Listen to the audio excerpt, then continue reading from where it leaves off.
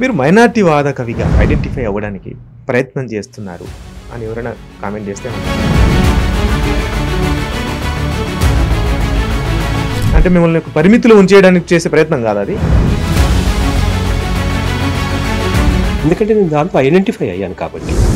ముస్లింల గురించి రాసుకోవడం మొదలు పెట్టిన తర్వాత అంటే 90s తర్వాత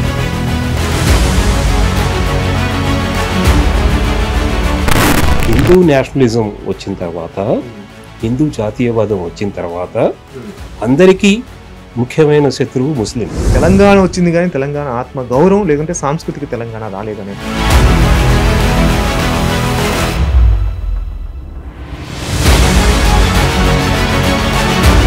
మాట్లాడుతున్నారు. దాని మీద మీరు కామెంట్ చేసి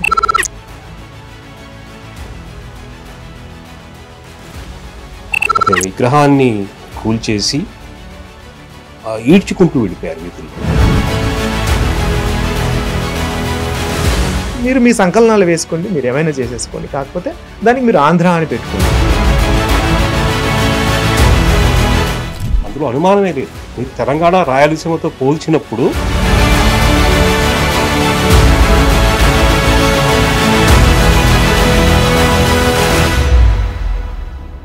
మీ మొత్తం కవిత్వంలో ఇప్పటిదాకా వచ్చిన కవిత్వంలో ద బెస్ట్ అనుకున్నవి ల్యాండ్ మార్క్స్ చాలా ఉంటాయి. బట్ ఒకటి ఏదైనా మీకు అత్యంత ఇష్టమైన కవిత్వంలో నుంచి ఒక 4 స్టాంజాలు చెప్పగలరా? అంటే నేను ఈ మధ్య రాసిన కవిత్వం అంటే ఇది ఇంటి వైపులో చూసుంటారు మీరు.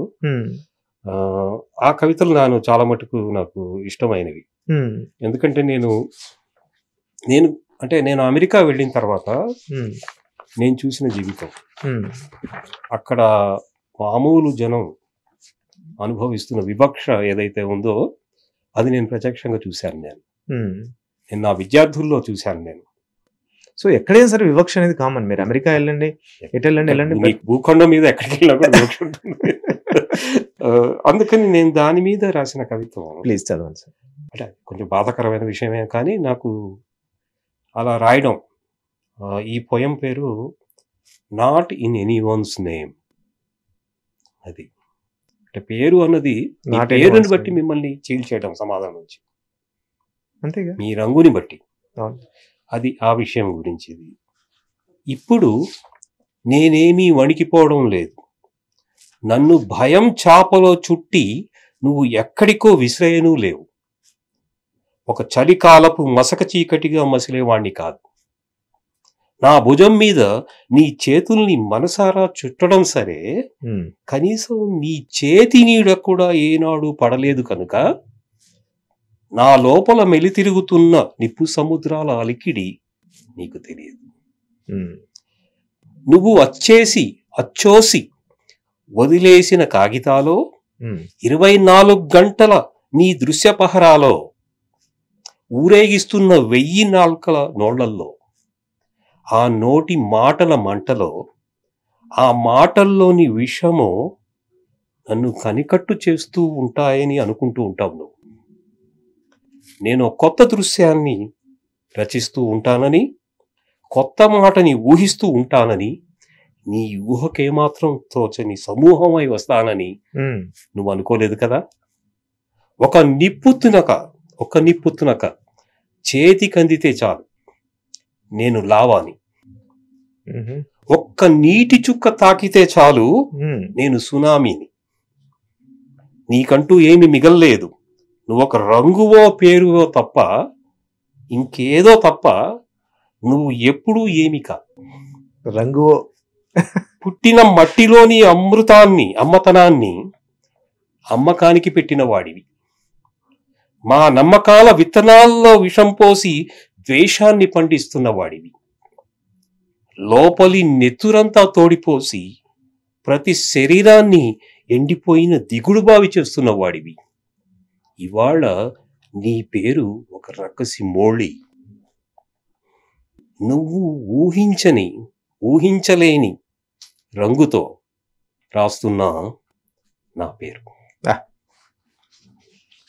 అన్నీ ఉన్నాయి మీకు. సరే, అంటే వివక్ష జోలికి మనం వచ్చాం కాబట్టి మీరు మైనారిటీ వాద కవిగా ఎక్కువగా ఐడెంటిఫై అవ్వడానికి ప్రయత్నం చేస్తున్నారు అని ఎవరైనా కామెంట్ చేస్తే ఏమంటారు? అది వాళ్ళ ఇష్టం. కాదు వాళ్ళు నేను మైనారిటీని అనుకోవడానికి నాకేమీ సంకోచం లేదు, నాకేమీ లేదు. నాకు ఇంత మొదట్లో ఈ ముస్లిం వాదం అనేది స్థిరపడక ముందు అంటే మిమ్మల్ని పరిమితులు ఉంచేయడానికి చేసే ప్రయత్నం కాదు అది, ఆ పరిమితి అనేదాన్ని నేను ఒప్పుకోవట్లేదు. ఓకే, నేను విశాలం అవుతున్నాను అనుకుంటాను. నేను ఏ విధంగా ఇప్పుడు 85 కారంచేడు జరిగినప్పుడు మనం అంతా కూడా దళితవాదాన్ని గురించి రాస్తూ వచ్చాము. నా మొదటి కవిత్వం అంతా మీరు ఊరవతలి దుఃఖం, నల్ల నినాదం, చిక్కనవుతున్న పాట మొదటి దళిత కవిత్వ సంపుటిలో నా కవిత్వం చాలా చాలా ఉంటుంది. వాళ్ళందరూ లక్ష్మీనరసయ్య, శ్రీనివాస్ ఆ పుస్తకం వేసినప్పుడు అసలు ఈ పుస్తకం వేసిన తర్వాత ఇంకో పుస్తకం తీసుకునే వీలే లేదు, నీ మొత్తం కవిత్వం ఇందులో ఉంది అని చెప్పారు వాళ్ళు. ఎందుకంటే అవన్నీ కూడా దళిత కవితలే మొదట్లో రాసినవి. ఎందుకంటే నేను దాంతో ఐడెంటిఫై అయ్యాను కాబట్టి.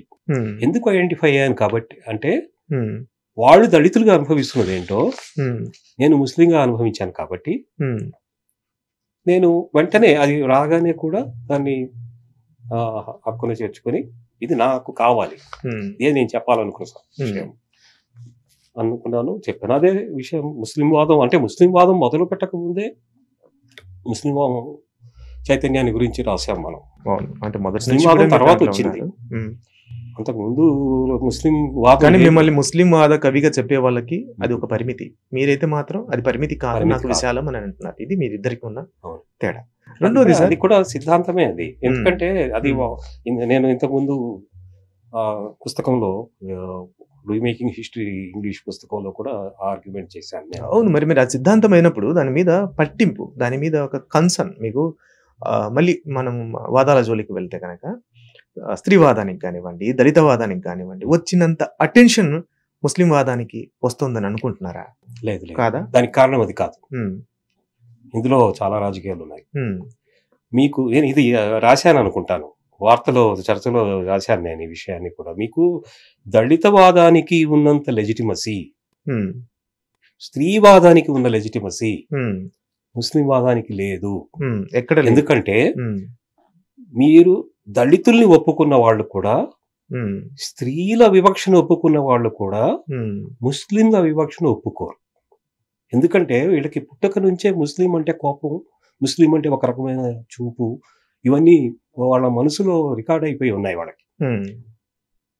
అవి దళితుల కంటే కూడా స్త్రీల కంటే కూడా ఎక్కువ వివక్ష అది. అది మనం అంటే ఆ రకంగా దళితవాదం మీద స్త్రీవాదం మీద జరిగిన చర్చ ముస్లిం వాదం మీద జరిగే అవకాశమే లేదు. అది ఇక్కడే కాదు, మొత్తం ప్రపంచ సాహిత్యంలో కూడా చూపించవచ్చు ఆ విషయాన్ని మీరు. అక్కడ కూడా ముస్లిం ఐడెంటిటీ గురించి ఎవరైనా రాస్తే దాని గురించి అంతగా ఎంపతి ఏముండదు, హందర్దీ ఏముండదు. అంటే ముస్లిం అనేవాడు, ముస్లిం అనే ఐడెంటిటీ ఏదైతే ఉందో అది ఇక్కడే కాదు, మొత్తం ప్రపంచంలో ఏ మూలకెళ్ళినా కూడా ముస్లిమే. నాకు ఇంకొక అబ్జర్వేషన్ ఉంది సార్, ముస్లింల గురించి రాసుకోవడం లేనప్పుడు, అంటే తొలి రోజుల్లో ముస్లిం వాద కవిత్వం, మైనార్టీ వాద కవిత్వం ఇట్లాంటి ఏమి మొదలవకముందు, అంటే అస్తిత్వవాద సాహిత్యం ఏది మొదలైనప్పుడు ముస్లింల జీవితాల మీద ముస్లిమేతర రచయితలు చాలా సానుభూతి రాసిన సాహిత్యం మనకు చాలా దగ్గర ఉంది. చలం దగ్గర నుంచి, గురజాడ దగ్గర నుంచి మొదలు పెడితే చాలా కనిపిస్తుంది. ముస్లింల గురించి రాసుకోవడం మొదలు పెట్టిన తర్వాత, అంటే 90s తర్వాత, ఎందుకని ముస్లిమేతరుల దగ్గర నుంచి ముస్లింల ఎంపతి చూపిస్తూ రాసిన సాహిత్యం లేదు? మీకు ఇక్కడ ఏం జరుగుతుందంటే, నిజానికి ఇప్పుడు రీమేకింగ్ హిస్టరీ ఇందాక నేను ప్రస్తావించిన పుస్తకం అది రేపు తెలుగులో వచ్చిన తర్వాత ఈ విషయాలన్నీ మీకు స్పష్టమవుతాయి. అందులో నేను హైదరాబాదీ ముస్లింల గురించి రాసింది ముస్లింలు కాదు, ముస్లిమేతరు. నేను అదే అంటున్నాను, ఇప్పుడు ఎందుకు తగ్గింది ఆ సంఖ్య? ఎందుకు తగ్గింది అంటే మీకు 1992 తర్వాత హిందూ నేషనలిజం వచ్చిన తర్వాత, హిందూ జాతీయవాదం వచ్చిన తర్వాత అందరికీ ముఖ్యమైన శత్రువు ముస్లిం. కానీ నేను అడుగుతుంది బయటి వాళ్ళు ఎవరు రాయలేదు కాదు, బుద్ధిజీవులు, ప్రజాస్వామ్యవాదులు, లౌకికవాదులు, ప్రోగ్రెసివ్ ఉన్న రచయితలు ఎవరు రాయడం లేదు అనేది లేదు మీరు పొరపాటు పడుతున్నారు. మీకు హిందూ జాతీయవాదం కానీ ఎలా పనిచేస్తుంది అనేది మనకు తెలియదు. అది కొన్నిసార్లు ప్రత్యక్షంగా పనిచేస్తుంది, కొన్నిసార్లు పరోక్షంగా పనిచేస్తుంది. చాలా తీవ్రమైన మార్క్సిస్ట్ అభిప్రాయాలు ఉన్న వ్యక్తి ఉన్నట్టుండి మీకు ఒక ముస్లిం వ్యతిరేకంగా కనిపించవచ్చు. అందులో ఆశ్చర్యం ఏం లేదు, ఎందుకంటే అతను ఈ సమాజం ప్రోడక్టే. ఏంటి సార్ సొల్యూషన్ ఏంటి సార్? సొల్యూషన్ ఏమీ లేదు. దానికి కారణం ఏంటంటే మా ఇక్కడ అంటే పరిస్థితి ఏంటంటే ఇప్పుడు ఇది విషాదం, ఇది ఐరనీ. మనం దాన్ని అంత తేలిగ్గా పరిష్కరించే స్థితి లేదు ఇప్పుడు. పోను ఇది అంటే రచయితల బాధ్యత ఏంటి? కాంప్లికేట్ అవుతుంది. ఇది సాహిత్యంలో ఇంకా కాంప్లికేట్ అవుతుంది. ఎందుకంటే సాహిత్యంలో ఇప్పుడు వేరే ప్రయోజనాలు కూడా వచ్చాయి కాబట్టి. అంటే సాహిత్యంలో ఇప్పుడు గుర్తింపు సమస్య చాలా పెద్ద విషయం. ప్రతి రచయిత, ప్రతి కవి రాయడం మొదలు పెట్టగానే తనకు గుర్తింపు కావాలి అని కోరుకుంటున్న కాలంలో ఆ గుర్తింపుకి ఉపయోగపడే ప్రతి చిన్న విషయాన్ని ఉపయోగించుకునే ధోరణి పెరుగుతోంది. ఆ గుర్తింపుకి ముస్లిం సానుభూతి, ముస్లిం సహానుభూతి, ముస్లిం ఎంపతి ఉపయోగపడలేదు అనుకోండి, వెంటనే దాన్ని వదిలేసుకుంటారు. మార్కెట్ భావం ఇదంతా, మార్కెట్ భావజాలం ఇదంతా అది నడవదు కదా ఒకటి మార్కెట్ చల్తానే అంటారు. ఒకవేళ ముస్లిం ఐడెంటిటీకి విపరీతమైన మార్కెట్ ఉందని, ప్రచారం ఉందనుకోండి, డిమాండ్ ఉంటే సప్లై ఉంటుంది, ఖచ్చితంగా రాదు. రాత్రి సెలబ్రేట్ అయిపోవచ్చు కదా. రాదు.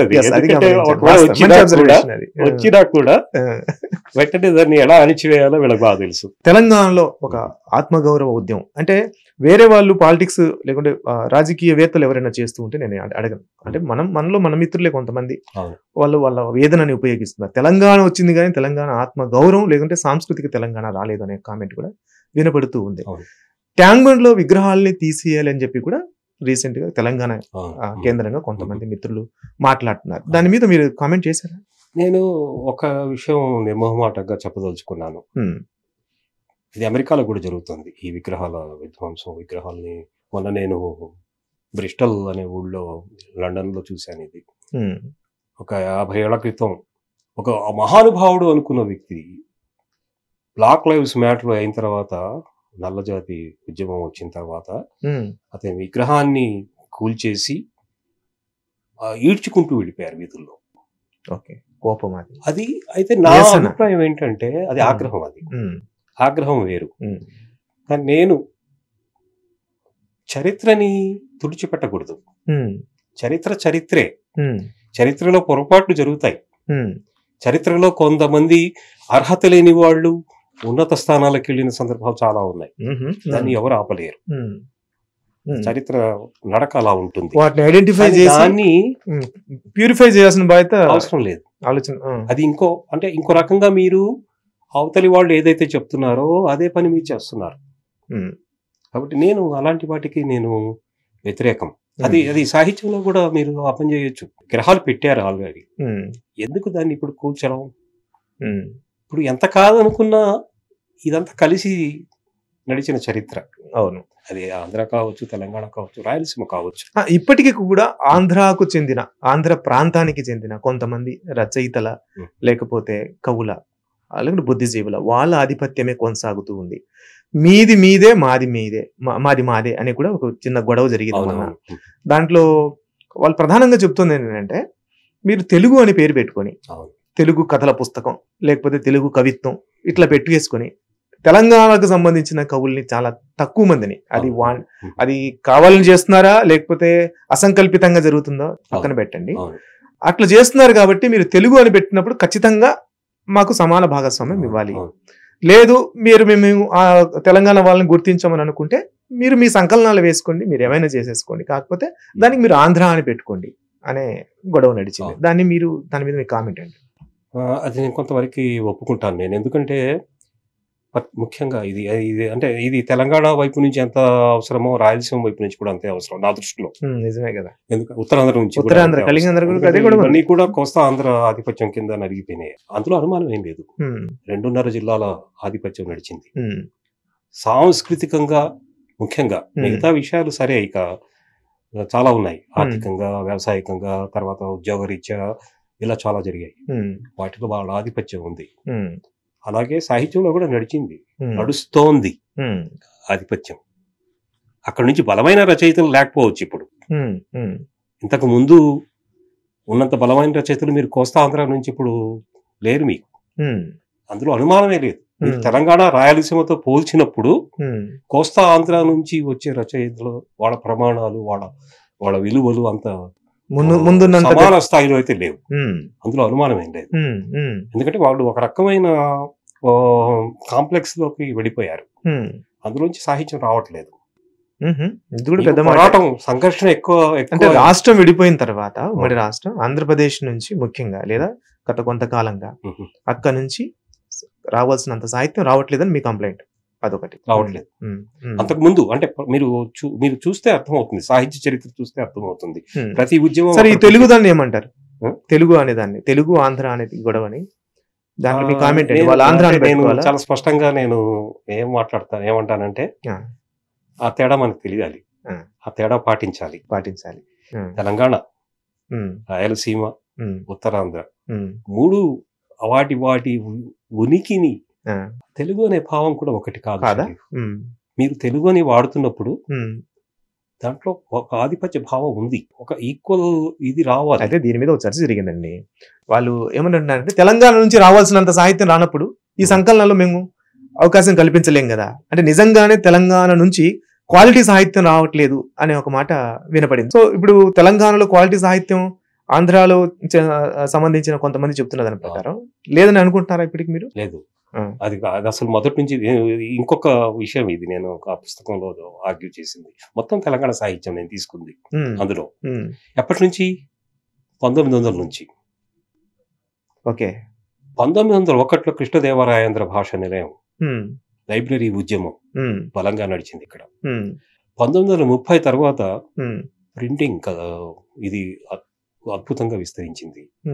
1940లో మీకు అద్భుతమైన పత్రికలు వచ్చాయి తెలంగాణ నుంచి అనేది. ఇప్పుడు సమకాలీన సంకలనాల్లో తెలంగాణకి సరైన ప్రాతినిధ్యం ఇవ్వాలి అని అంటే అక్కడ ఉన్న రచయితలు సరైన రచనలు చేస్తే అనివార్యంగా మేము ఆ సంకలనాల్లోకి తీసుకుంటాము.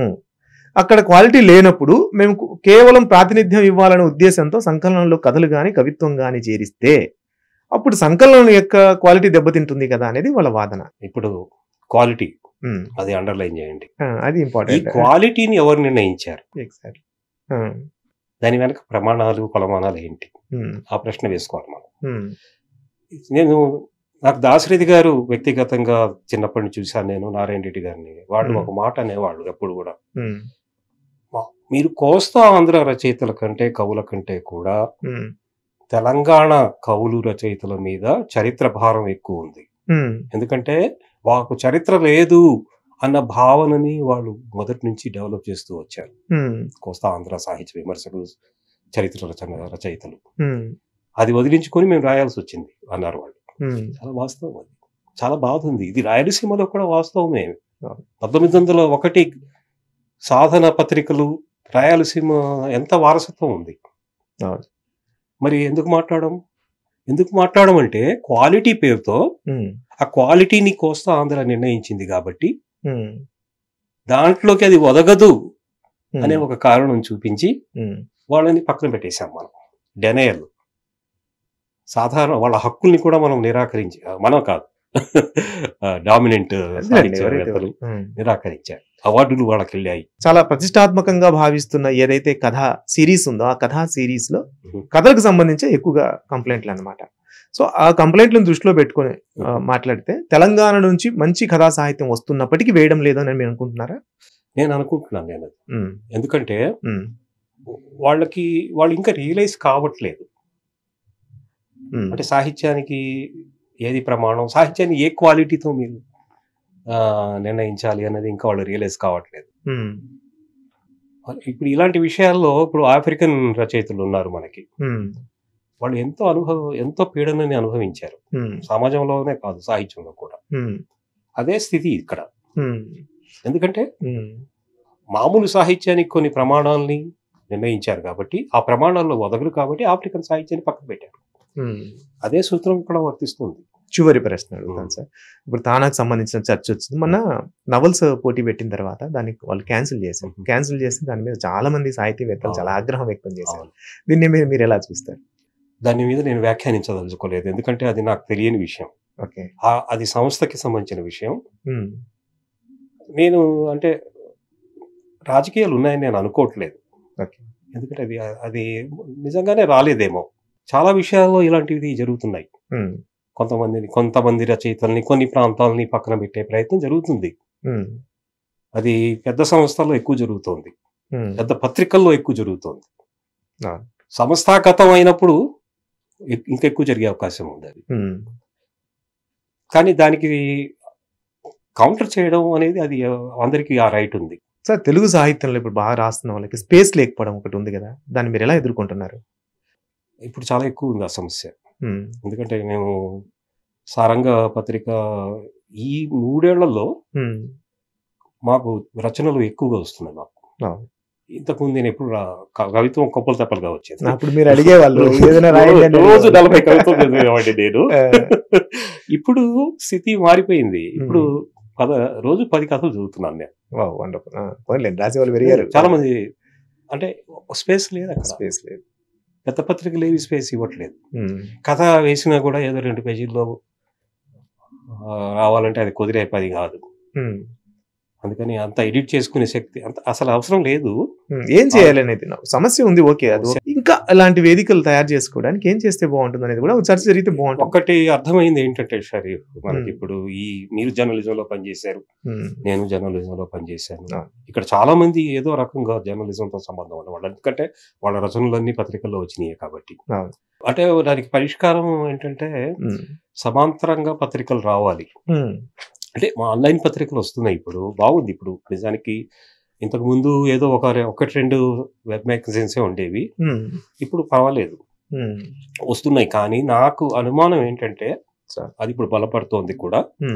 మామూలు పెద్ద పత్రికలకు ఉన్న పరిమితులు ఏవైతే ఉన్నాయో అవే పరిమితులు వెబ్ మ్యాగజైన్స్ కూడా ఇప్పుడు వచ్చేసాయి, తప్పదు. కాబట్టి మళ్ళీ కొన్నాళ్ళ తర్వాత ఈ వెబ్ పత్రికల్లో కూడా సాహిత్యానికి స్పేస్ లేకుండా పోయే అవకాశం ఉంది.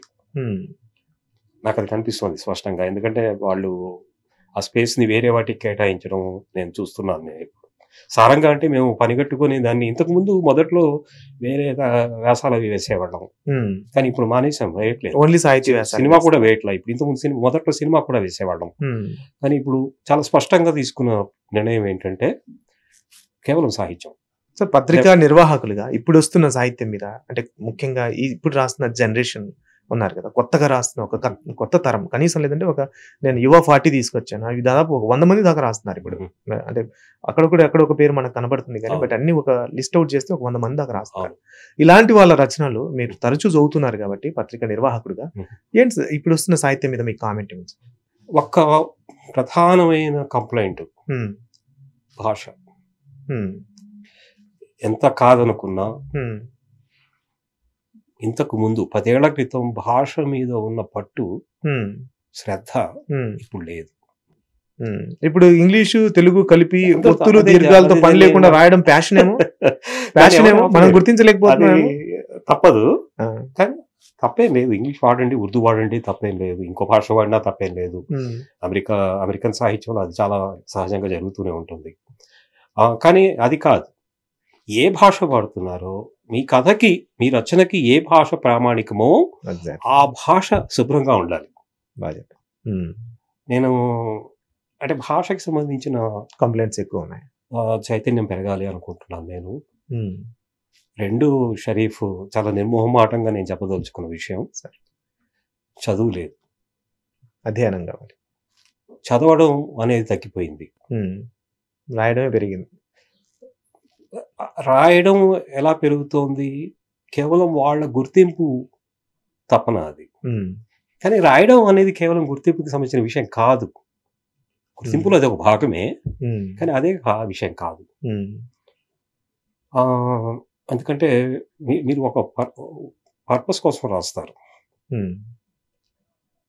రాసినప్పుడు మీకు వృత్తి, ఈ ఆర్టిజన్స్ ని చూడండి, చేతి వృత్తుల మీద పనిచేసేవాళ్ళు. నాకు ఇప్పుడు అంటే నేను పీర్ల పండుగ మీద పనిచేశాను కాబట్టి నాకు దాని మీద చాలా పట్టింపు ఉంటుంది. గూగుల్లో కూడా, మీరు రాయలసీమలో కూడా ఆ చేతి వృత్తులు చాలా ముఖ్యం. వాళ్ళు ఆ చేతి వృత్తులు నేర్చుకోవడానికి, అందులో నైపుణ్యం సంపాదించడానికి చాలా కష్టపడతారు. అదొక విద్య, కళ. అదే ప్రేమ, గౌరవం రచన మీద ఉండాలి, రచన పట్ల ఉండాలి. లేకపోతే మీ రచన కొట్టుకుపోతుంది. సార్ చివరిగా ఏంటి సార్ మీరు తర్వాత పుస్తకం ఏంటి? ఇప్పుడు మీరు నిన్ననే సాహిల్ వస్తాడు పుస్తకాన్ని ఇంగ్లీష్ ఆవిష్కరణ చేశారు. నెక్స్ట్ మీరు మీ జర్నీ ఎలా ఉండబోతుంది? అంటే మీరు అధ్యయనం వైపే ఎక్కువ శ్రద్ధ పెడుతున్నారా? రచనల మీద పెడతారా? కథల మీద పెడతారా? కవిత్వం మీద పెడతారా? ఒక తేడా వచ్చింది నా దృష్టిలో. పరిశోధన మీరు మీద ఇందాక అడిగారు ఆ విషయం, ఆ! విమర్శ గురించి అడిగారు. ఆ! నేను విమర్శ బహుశా రాయకపోవచ్చు. ఓకే. స్పష్టంగా నేను తీసుకున్న స్టాన్స్ అది. రీజన్ ఏమైనా ఉందా? ఎందుకంటే హ్మ్. నాకు ఏమనిపిస్తుందంటే, నాలో ఒక క్రియేటివ్ బీయింగ్ ఉన్నాడు. అతన్ని అది చంపేస్తుందా? అతన్ని ఇంకా నర్చర్ చేయాలి, పెంచి పోషించుకోవాలి. నేను విమర్శలో పడితే గనుక కథలు రాయాలి. నా ప్రధానమైన దృష్టి కథ మీదే ఉంది ఇప్పుడు. తర్వాత మీరు చూసే ఉంటారు, సాహిల్ వస్తాడు తర్వాత నేను చాలా కథలు రాశాను. కానీ నేను మామూలుగా తక్కువ కథలు రాశాను నేను. కానీ రాసిన కథ ఏది రాసినా కూడా చాలా ఎక్కువ సమయం తీసుకుంటాను నేను. చాలా టైం పెడతాను ఆ కథలో. కానీ ప్రధానంగా నా దృష్టి కథ. సార్, ఇంకా చాలా విషయాలు మీ దగ్గర నుంచి తెలుసుకోవాల్సిన దృక్పథం గురించి, నిర్మాణం గురించి మనం మాట్లాడలేకపోతున్నాం. ఇంకోసారి మనం కంపల్సరీ ఈ అంశాల గురించి కూడా మాట్లాడాలి. ఎందుకంటే వీడియో మరి 2 లెంత్ అయిపోతుంది. సో ఎనీహో, ఇప్పటిదాకా మాట్లాడిన అంశాల మీద ఒకసారి ఎంతో కొంత ఈ 40 ఏళ్ల జర్నీలో తెలుసుకోవడానికి మన ఇంటర్వ్యూ ఎంతో ఉపయోగపడుతుంది. మీ మీద ఉన్న అపోహలు, లేదంటే మీ రాజకీయ దృక్పథాలు, ఇవన్నిటికీ ఇది ఒక సొల్యూషన్ లాగా ఉంటుందనే ఉద్దేశంతో నేను కొన్ని సాహిత్యంతో పాటు ఇతర అంశాలు కూడా చేశారు. కానీ అన్నిటిని అపోహలు ఉంటాయి. అన్ని రచయితల మీద ఉంటారు, అది మనకే కాదు. తొలగించాలి అనే నాకు ఏమీ లేదు. నా పని ఉండాలి కూడా, ఉండనివ్వండి. సపోర్ట్, ఇబ్బంది ఏం లేదు దానికి. Thank you so much sir. Thank you so much. చాలా మంచి విషయాలు అడిగారు. బహుశా ఇంత ఓపెన్ గా నేను ఎవరు నన్ను అడిగి ఉండరు సార్. అంటే కొంచెం బిడియంగా అడిగే సందర్భాలు ఎక్కువ ఉంటాయి. కానీ ఇవన్నీ కూడా నాకు చాలా అవసరమైన ప్రశ్నలే. మంచి ఒక రకమైన నాలోకి నేను చూసుకునే అవకాశం ఇచ్చినందుకు థ్యాంక్స్. Thank you sir.